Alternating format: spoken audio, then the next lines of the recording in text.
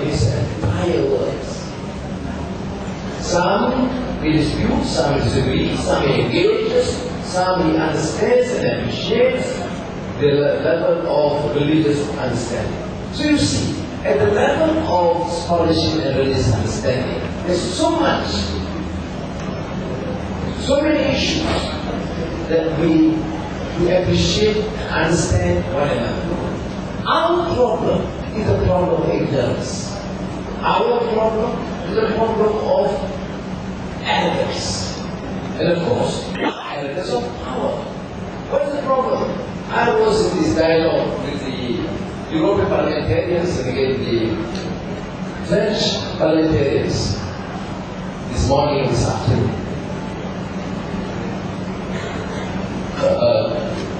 Common question would be, what is the state of religious relations or understanding in this country? I said, well, other people, they seem to be quite all right. But you know, then Allah issue, then the king, then the moral control of the churches. But these isolated incidences does not come from the people at large. I mean, they may lack that understanding. They would wish to cover the Christians and the traditional scholarship to understand and have a deeper sense and meaning of spirituality and religious instruction. The Muslims too, they should be able to elevate their understanding. That is our hope, of course. But notwithstanding that, they simply don't have my problem. I grew up in Penang, a small town near Pattaya. My father used to be a hospital or medical assistant those days.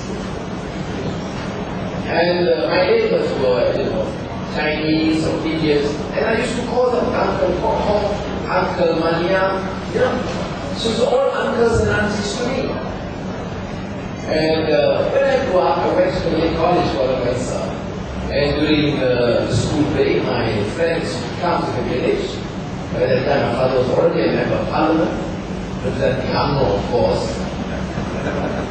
Those days, Anwar was better, or much better. And then, my friends would be surprised. Anwar, why do you call a Chinese man uncle? And why do you call this Indian man Uncle Maya? Not that they are against, but they're surprised because they come from predominantly Malay rural heartland of Terengganu or Kelantan. But we explain to them, see, they are just my neighbors and they seem to be very kind to us. I grew up with them and children, and I just feel that part of this larger. But it's very family. I mean, I know they are Chinese, I know they take war, but they take great pains when I come to the house for makan. They just make sure that don't worry. So that level of understanding was already there. So we don't have a problem such. The problem is created by ignorant arrogant leaders. That's why I think those people of faith must take position. What is faith if we don't promote peace? What is faith if we don't promote justice? What is faith we allow for or tolerate and condone all sorts of excesses and corruption? According to ground rule, many bishops or archbishops or muftis, they refrain from being involved directly or actively involved in partisan politics. I appreciate not everyone has been dragged to become political activists, but everyone must promote and speak for what we believe in. I don't know that that's a really Christian sin. It does not mean that I'm trying to just appease you by reducing or downplaying my commitment to my religion stuff. No way do I reduce or lessen my faith by reading the Bible or reading. Also, I have to read this very colossal text of Augustine's City of God, I started doing many different friends who some of them have heard of this, some have not read.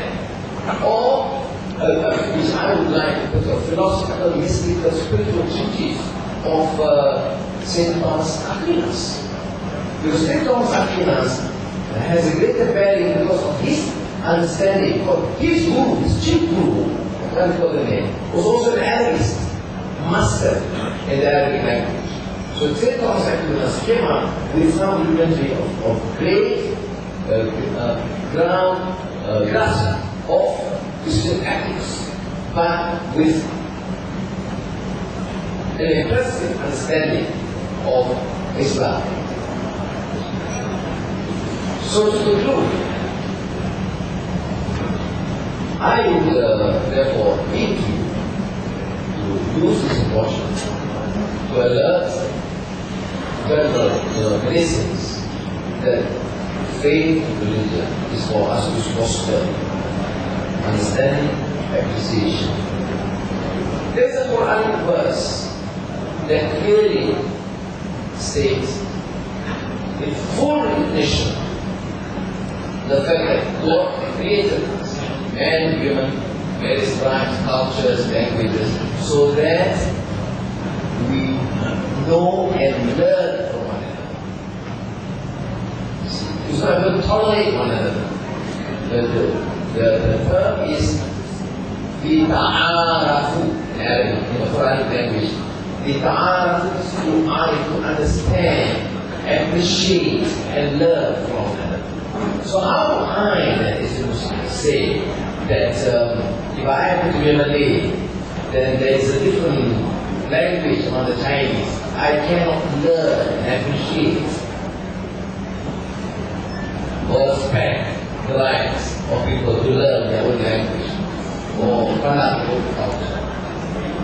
So my thesis therefore is that these absurd policies, for example the use of the word Allah, as a Muslim, I have failed to comprehend there is no religious argument, no religious historical. There is no historical argument because the first Bible was translated by Allah Mashiach in Malacca a few hundred years ago. Then you wouldn't have Allah.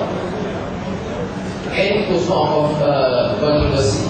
The Sultan there or the Mufti there did not ban the book.